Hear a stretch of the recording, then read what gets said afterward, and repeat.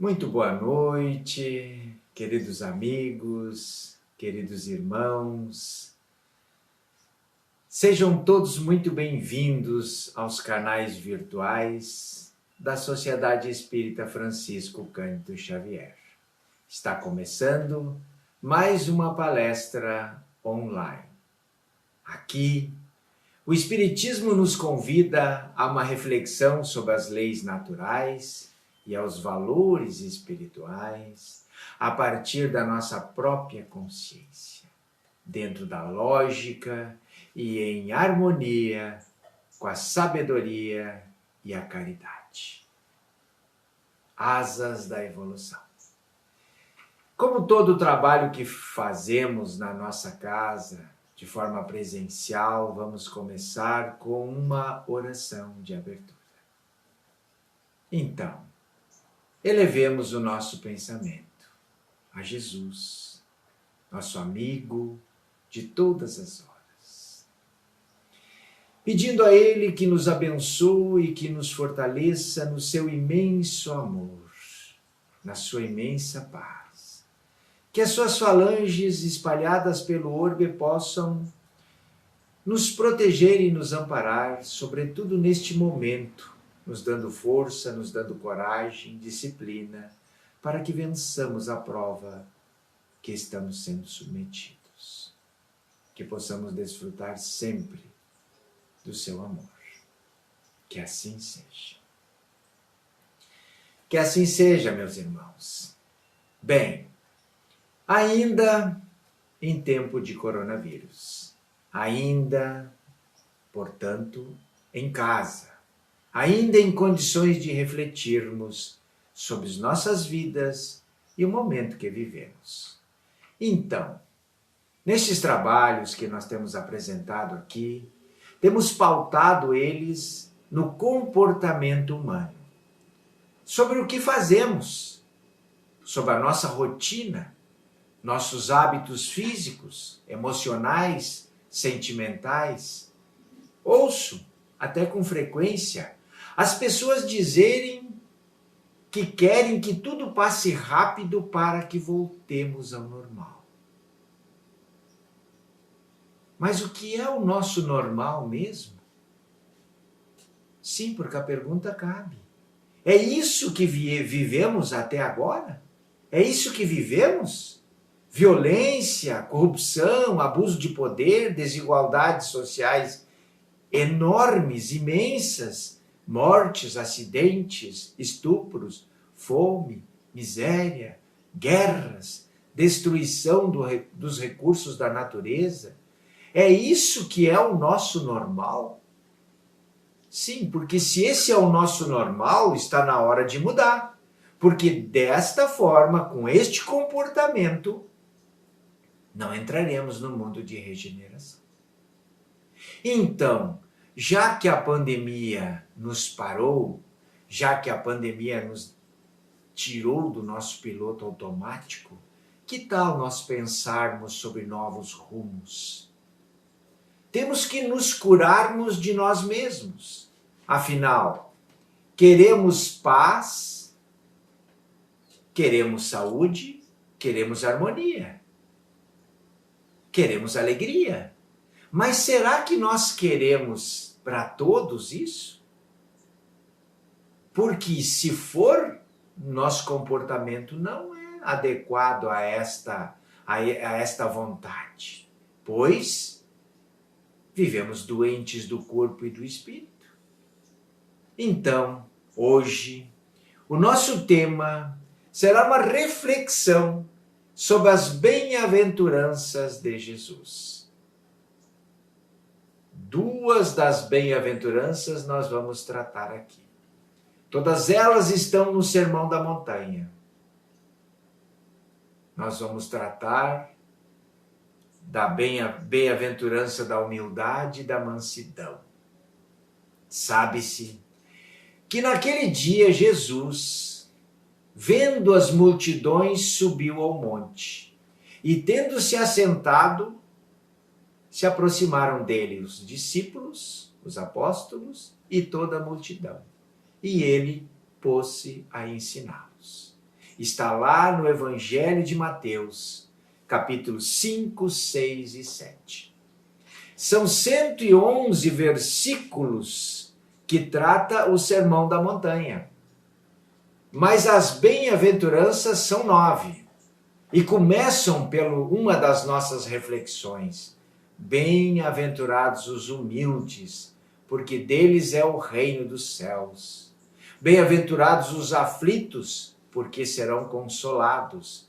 Bem-aventurados os mansos, porque herdarão a terra. E vai até o 9, que fala do bem-aventurados os que são perseguidos e injuriados, porque resolveram seguir Jesus.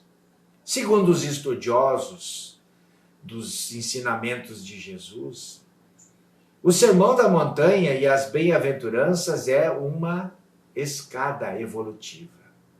Desde o primeiro, da humildade, até o 9, ser injuriado por seguir Cristo, são virtudes que precisamos adquirir no nosso comportamento para sermos bem-aventurados. Então, se é assim, este sermão está longe de ser apenas uma coletânea de princípios morais.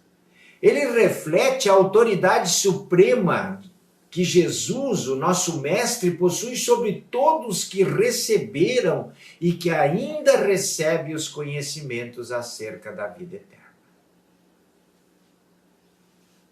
Sim. Um dia, Deus, em sua inesgotável misericórdia, permitiu que o homem terreno visse a verdade varar as trevas. Foi o dia em que um Cristo planetário nasceu aqui e se chamou Jesus. Depois desta luz viva, que nós sabemos, a história nos conta como terminou, as trevas voltaram. E entre alternâncias de verdade e obscuridade, o mundo novamente se perdeu. Não sou eu que digo. Todos nós podemos concluir. A nossa sociedade vive uma corrida capitalista, onde para muitos irmãos o importante, eu diria para a maioria, é ter facilidades materiais. Porque é mais palpável, porque reflete mais valor, porque dá mais prazer, porque dá mais satisfação pessoal. Principalmente porque tudo isso vem agregado às novas tecnologias. Sim, evoluímos muito intelectualmente. Então, virou modo de vida querer o último celular, o último carro, o último sapato, o último tênis. Atendimento ao consumismo desenfreado, sem regras definidas, fazendo com que nós nos movimentemos na vida, no dia a dia, para alimentar a casca, o design, esquecendo do nosso interior. Então a pergunta que nos cabe é: será que o ser humano tem a mesma preocupação em buscar as verdades divinas com a mesma rapidez e a mesma habilidade com que tem buscado as novas tecnologias? Será que não é um momento diante do tombo que nós estamos levando como humanidade para buscarmos algo que a ferrugem não estraga e o ladrão não rouba? Onde tem isso? Nos ensinamentos de Jesus. Então é por isso que nós vamos refletir as bem-aventuranças. Nós vamos refletir duas. E não vou tirar de exemplos de vida do nosso cotidiano, da nossa atualidade, para não melindrar ninguém. Eu fui buscar no livro Jesus no Lar, psicografado por Francisco Cândido Xavier, sobre a batuta do espírito Neio Lúcio, duas histórias de dois personagens do tempo de Jesus. E é ele mesmo que conta neste livro mais de 50 histórias, enquanto vivia com Pedro lá em Cafarnaum. A primeira história que diz respeito aos bem-aventurados os humildes de espírito, começa assim. Certo homem encontrou a luz da revelação divina e desejou ardentemente habilitar-se para viver entre os anjos do céu. Tanto suplicou a bênção do Pai, que o Pai mandou um mensageiro para orientá-lo a respeito do poder divino. E o candidato, que demonstrava acentuada tendência na escultura, foi conduzido ao antigo mestre que trabalhava com mármore valioso. Em breve tempo, demitiu-se, alegando a impossibilidade de submeter-se àquele homem ríspido e intratável. Então foi transferido para uma oficina consagrada à confecção de utilidades de madeira, sob as diretrizes de outro velho escultor. Abandonou logo sem delongas, asseverando que não era capaz de suportá-lo.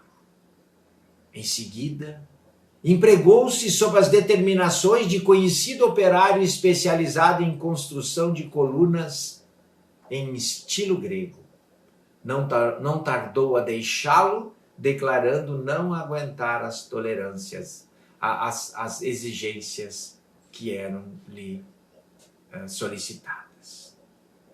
Logo após, sob as ordens de um experimentado escultor das ornamentações em arcos festivos, ao fim de uma semana fugiu aos compromissos assumidos, dizendo que o chefe era muito irritadiço. Finalmente foi colocado sobre a orientação de um fabricante de arcas preciosas, tudo dentro da sua capacidade de aprendizado, e em poucos dias afastou-se dizendo que se tratava de uma criatura desalmada. E assim, de oficina em oficina, o aspirante ao céu dizia que não era possível incorporar às suas próprias energias terrestres aqueles ensinamentos, porque encontrava em toda parte o erro, a maldade e a perseguição. O tempo passou, e a morte veio lhe buscar. Quando chegou do outro lado, já não encontrou tão sorridentes aqueles que o aguardavam.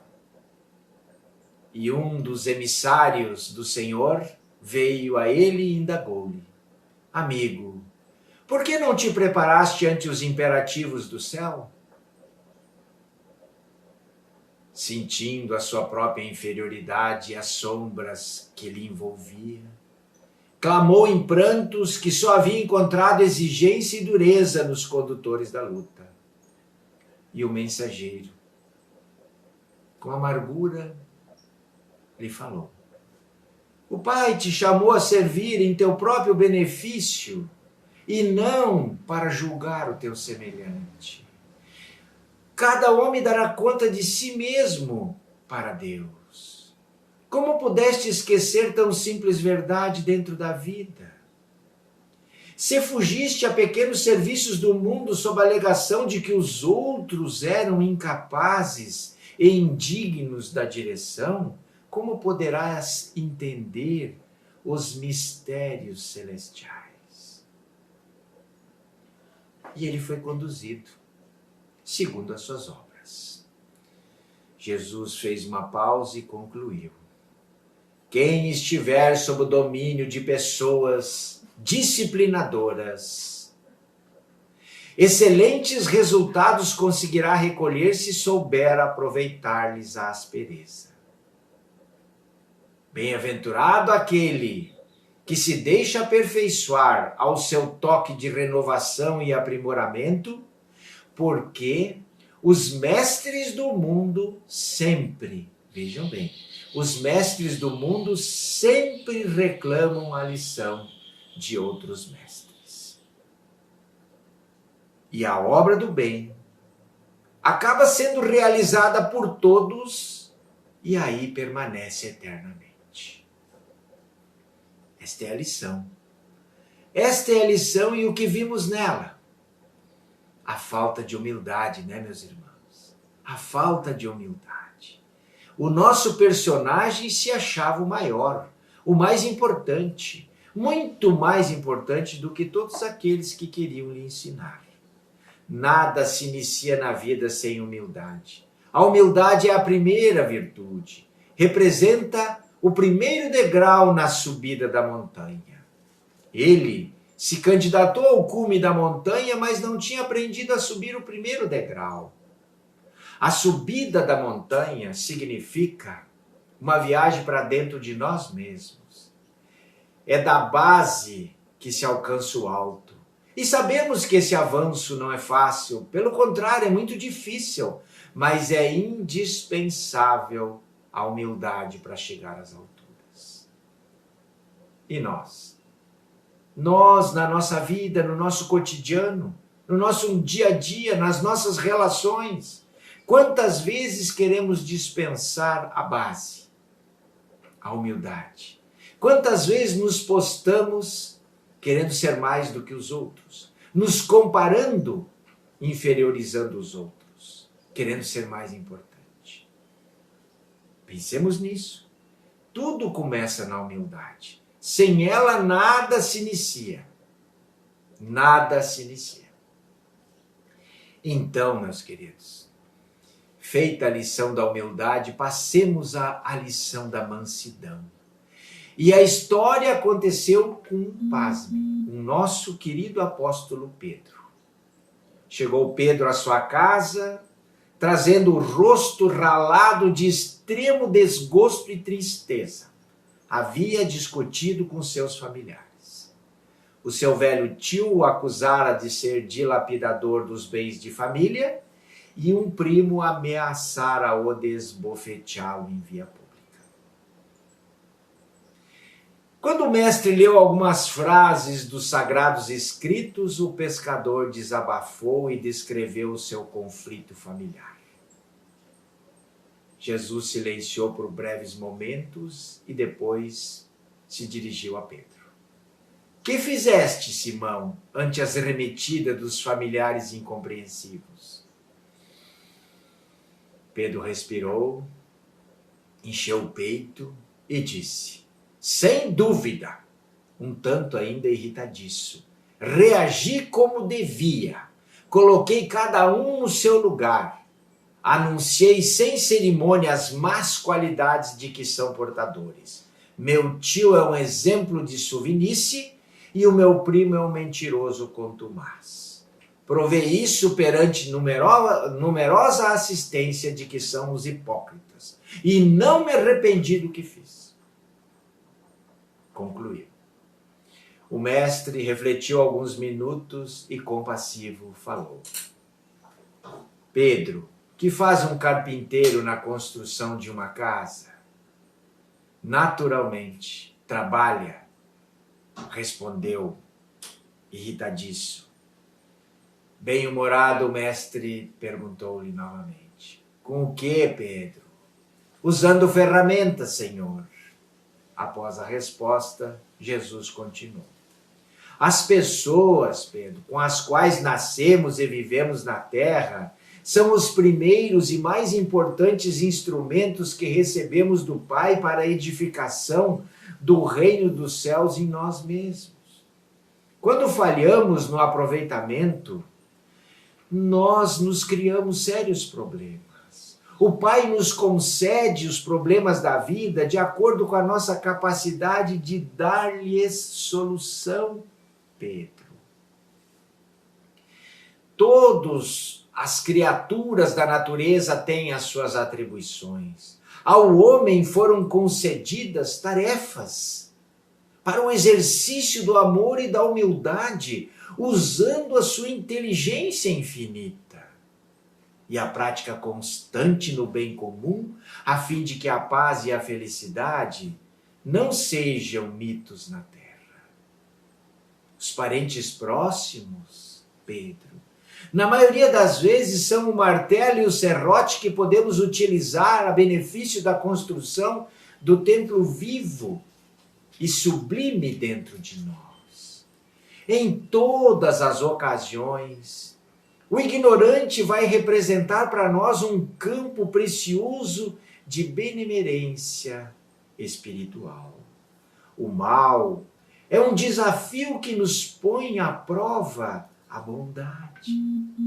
O ingrato é um precioso meio de exercitarmos o perdão.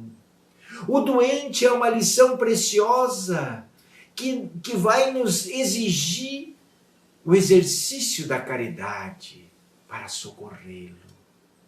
Aquele que bem se conduz em nome do Pai, junto de familiares endurecidos ou indiferentes, prepara-se com rapidez para a glória do serviço à humanidade. Porque se a paciência aprimora a vida, o tempo tudo transforma. Calou-se Jesus esperando uma réplica de Pedro, que silenciou, então Jesus concluiu. Se não ajudamos ao necessitado de perto, como auxiliaremos os aflitos de longe? Se não amamos o irmão que respira conosco os mesmos ares, sob o mesmo teto, como consagraremos ao Pai que se encontra nos céus? Depois dessas observações, um silêncio expressivo caiu sobre a pequena casa de Cafarnaum e ninguém ousou interromper. O que vimos aqui? Contextualizando, o que vimos? Vimos Pedro perder a paciência e a compostura com os parentes irritadiços. Não exercitou frente às adversidades familiares aqueles com quem ele convive ou convivia, a mansidão, a humildade. Somente se tranquiliza quem possui a si mesmo, quem tem controle sobre as suas emoções e o seu ambiente. Enquanto houver ansiedade, vai haver aflição. Enquanto houver descontrole, vai haver ira. Diríamos que a mansuetude é a virtude que permite à pessoa administrar a sua própria vida. Quantas vezes uma pessoa tomada de uma atitude impulsiva perde o controle das suas reações? Quantas vezes, movido pela raiva, as pessoas fazem coisas que se arrependem no minuto seguinte e já é tarde. Essas pessoas vivem descontroladas, ansiosas, impulsivas, agressivas, perturbadas, frequentemente piorando a sua qualidade de vida, se complicando. Não é verdade? Foi o que Pedro fez. Intempestivamente revidou-a na mesma moeda a incomodação. Faltou-lhe humildade, faltou-lhe mansidão. Obviamente que a gente sabe, nós somos imperfeitos, estamos num planeta de expiação e provas, que é impossível ser manso o tempo inteiro. Mas raciocinemos. Como vamos exercitar as nossas inferioridades, como vamos vencer a nós mesmos, se as adversidades não aparecerem?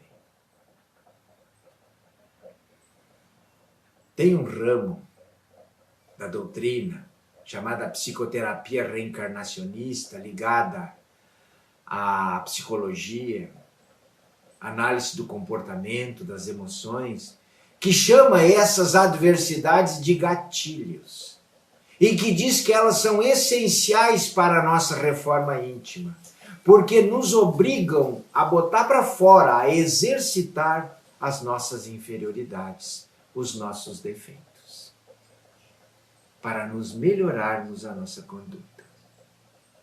Então, gente, concluindo, não é interessante estudarmos e compreendermos as lições de Jesus? Sobretudo o Sermão da Montanha, onde está situado as bem-aventuranças? Claro que é. Claro que é. Significa empoderamento de preciosas ferramentas de burilamento do nosso caráter delituoso, significa ganhar paz, significa harmonia, saúde, alegria, saúde espiritual, que é a verdadeira saúde, que é a cura integral. É o que viemos fazer na Terra, na escola da evolução terráquea. Este é o nosso recado de hoje. Agradecemos a companhia de todos, desejando-lhes muita paz e vamos nos preparar para a nossa oração de encerramento.